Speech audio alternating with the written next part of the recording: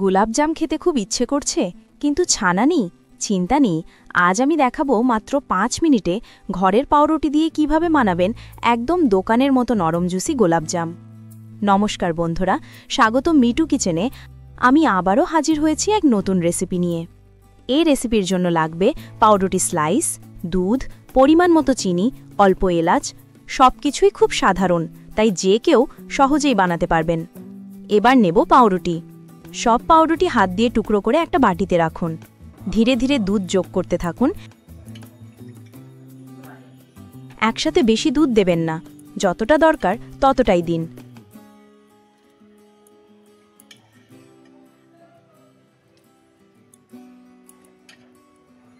নরম মসৃণ একটা ডো তৈরি করে নিন।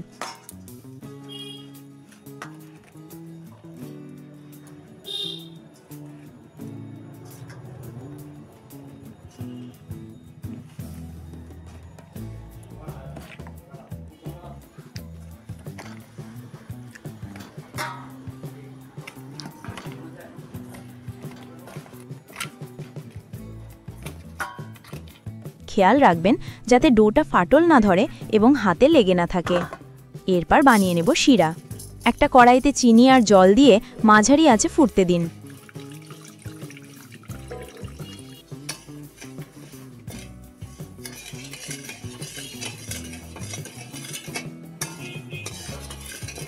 চিনি গলে গেলেই এর মধ্যে কয়েকটি এলাচ থেতো করে ফেলে দিন।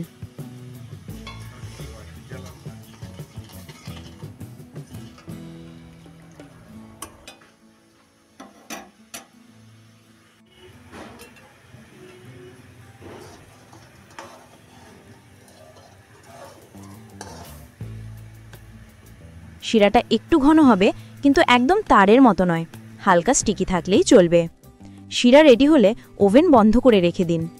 এবার ডো থেকে ছোট ছোট বল তৈরি করুন।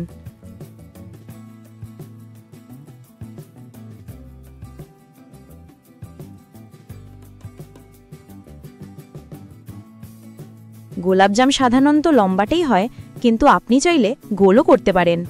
সব বলগুলো একদম স্মুথ করে বানান, যাতে ভাজার সময় ভেঙে না যায়। একটা কড়াইতে তেল বা ঘি গরম করুন। তেল খুব বেশি গরম রাখা যাবে না, মাঝারি আঁচে ভাজতে হবে। ডো বলগুলো তেলের মধ্যে ছেড়ে দিন।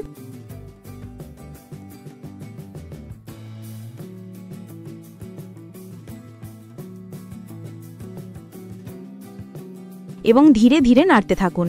দেখবেন ধীরে ধীরে সোনালি বাদামি রং হয়ে আসবে। এই রংটা পেলেই বুঝবেন গোলাপজাম ভাজা হয়ে গেছে।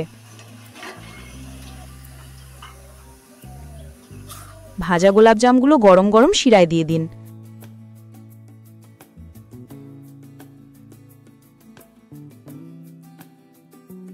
কমপক্ষে 15 থেকে 20 মিনিট শিরায় ভিজতে দিন। এতে গোলাপজামগুলো একদম জুসি ও নরম হয়ে যাবে।